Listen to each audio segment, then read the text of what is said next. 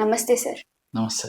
ఇప్పుడు ప్రస్తుతం inner ring road కేసులో చంద్రబాబుకు సుప్రీంకోర్టులో ఊరట లభించింది. అయితే ముందొస్తున్న బెయిల్ పిటిషన్ను క్యాన్సిల్ చేయడాన్ని ప్రభుత్వం చేసిన పిటిషన్ను తిరస్కరించింది న్యాయస్థానం.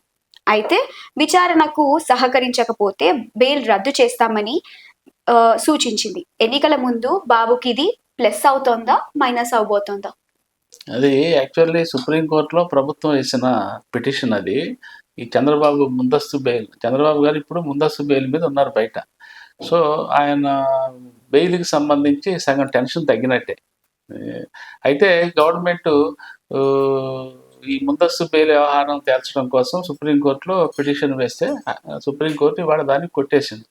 అంటే సుప్రీంకోర్టు ఏమి ప్రాతిపదికగా తీసుకుందంటే, ముందస్తు బెయిల్ మీద ఉన్న చంద్రబాబు నాయుడు గారు హైకోర్టులో కానీ ఇంకెక్కడైనా కానీ విచారణకి సహకరించకుండా ఉంటే అప్పుడు ముందస్తు బెయిల్ రద్దు చేసే విషయాన్ని జనరల్గా కోర్టులు పరిశీలిస్తాయి. సీరియస్గా పరిశీలించి ముందస్తు బెయిల్ రద్దు చేయటం అవి చేస్తుంటాయి. అయితే ఈ విషయంలో చంద్రబాబు నాయుడు గారు అట్లా సహాయ నిరాకరణ ఏమీ లేదు కాబట్టి ఇప్పటికిప్పుడు దాన్ని మనం బెయిల్ రద్దు చేయాల్సిన అవసరం లేదు అని చెప్పి సుప్రీంకోర్టు ఒక క్లారిటీ ఇచ్చింది. సో తద్వారా ఏంటంటే రాష్ట్ర ప్రభుత్వ పిటిషను కొట్టేసినట్టు అయింది. రాష్ట్ర ప్రభుత్వం తను ఏం చేయాలనుకున్నదో ఆ లక్ష్యము నెరవేరకపోయినట్టు అయిందనమాట.